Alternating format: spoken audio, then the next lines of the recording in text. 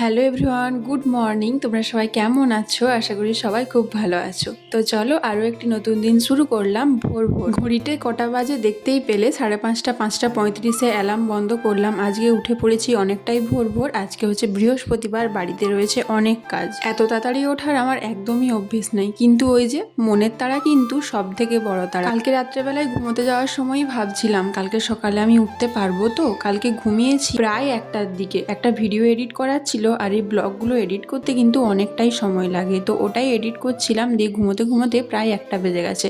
তখনই ভাবছিলাম আমি উঠতে পারবো তো।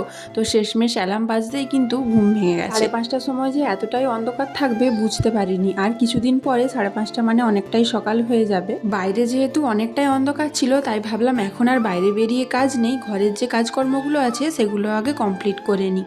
মানে ঘরটা আগে ঝাড় দিয়ে মুছে নিই, এটা করতেও তো অনেকটাই সময় লাগে। এত সকাল সকাল ওঠার একটাই কারণ, যেহেতু আমাদের বাড়িতে যে কাজ করে সে আসেনি, তোমাদেরকে তো আমি আগেই বলেছি।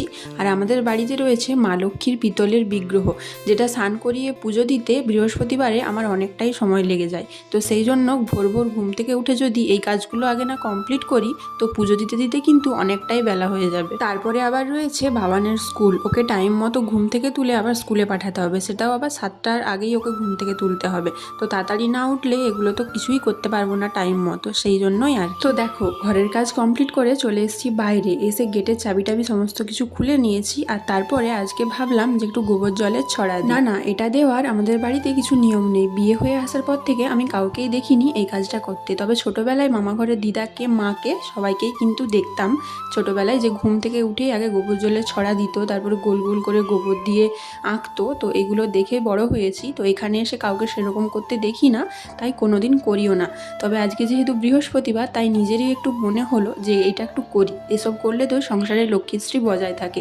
তো সেই জন্যই ইচ্ছে হলো যে একটু গোবর জলের ছড়া দিয়ে তারপরেই পুরো বাড়িটা ঝাঁট দিয়ে পরিষ্কার করব। তোমরা তো অনেকেই অনেক জায়গা থেকে আমার ভিডিও দেখো, সেটা আমি কমেন্টে দেখতে পাই। তো কাদের কাদের বাড়ি গ্রামের দিকে একটু জানিও। গ্রামের দিকে কিন্তু এইসব জিনিসগুলো হয়ই, মানে সবাই করে। আমার বাপের বাড়িটা খুব একটা গ্রামে না হলেও আমার মামা বাড়িটা কিন্তু পুরোটাই গ্রামে, তো সেই জন্যই ওখানে এসব দেখেছি। আর এখানে দেখো ঝাঁট দেওয়া হয়ে গেছে। আর এখানে আমি বাইরেটা ধুয়ে দিচ্ছি, মানে গেটের সামনেটা, যেটাকে দুয়ারে জল দিয়া বলে সকালবেলায় ঘুম থেকে উঠে। তো ওটাই করছিলাম। তারপরে দেখো যেহেতু আগের দিন রাত্রেবেলা বাসনগুলোকে বেসিনেই জমিয়ে রেখেছিলাম, তাই এগুলোকে টেনে নিয়ে আর বাইরে গেলাম না, এখানেই দাঁড়িয়ে দাঁড়িয়ে ধুয়ে নিলাম। বাসনগুলো ধোয়া কমপ্লিট হলেই যাবো বাবানকে ঘুম থেকে তুলতে। আর এই যে দেখো বলা মাত্র চলেও এসেছি। ওকে একটু সকালবেলায়, যেহেতু বাচ্চাদের বুঝতেই পারছো, আদর করেই ঘুম থেকে তুলতে হয়। এই ওঠ বললেই তো আর ওরা উঠে যাবে না, উল্টে আরো ওদের মুড আরো বিগড়ে যাবে। এই পুরো শীতকালটাতেই আমি ওকে বিছানার মধ্যে বসিয়ে ব্রাশ করিয়েছি। একটা ছোট্ট গামলা রেখে দিয়েছিলাম ওর জন্য। শীতকালটাতে না একদম বাইরে বেরোতে চাচ্ছিল না, ঠান্ডার মধ্যে কাঁদছিল, তো সেই জন্য। এখানে দেখো বাবানকে রেডি করে দিয়েছি, ও দাদার সঙ্গে এগিয়ে গেছে। তারপরে ওর পাপা যাচ্ছে পিছনে, তারপর ওকে বাবার কাছ থেকে নিয়ে স্কুলে নিয়ে চলে যাবে। এটা আর কিছু নয়, এটা বাবানের একটা আবদার যে আমি আগে দাদার সঙ্গে এগিয়ে যাব, তারপরে পাপা আসবে। এই আর কি, বাচ্চাদের মন বুঝতেই পারছো। তো তারপরে এখানে দেখো ড্রেসিং টেবিলটা আমি একটু পরিষ্কার করে নিচ্ছিলাম। কলিন দিয়ে মুছলে না খুব চকচক করে, যেই মিস্ত্রিগুলো কাজ করেছিল তারাই বলেছিল। তো সেই জন্য চেষ্টা করি মাঝে মধ্যেই কলিন দিয়ে পরিষ্কার করে দেওয়ার। তারপরে দেখো স্নান করে নিয়েছি, নিচে মন্দিরটা ধুয়ে নিয়ে চলে এসেছি ওপরে ঠাকুরকে পুজো দেব।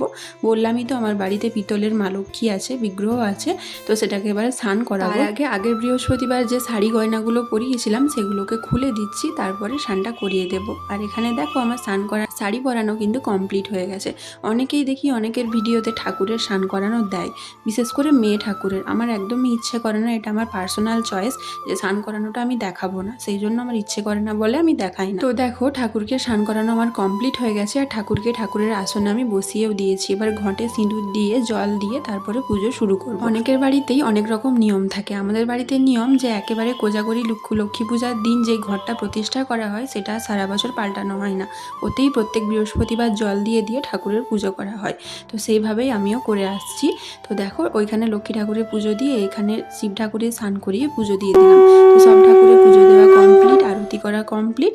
আর এখানে শাঁখও বাজিয়ে দিয়েছি। আর এখানে দেখো জানালাতেই ঠাকুরের শাড়ি, ব্লাউজ আর ঠাকুরের যে লাল সালুটা আমি আলাদা করে রাখি গা মোছানোর জন্য, সেগুলোকে ধুয়ে রেখে দিলাম। তো চলো প্রসাদ খেয়ে ব্লগটা শেষ করছি। টাটা।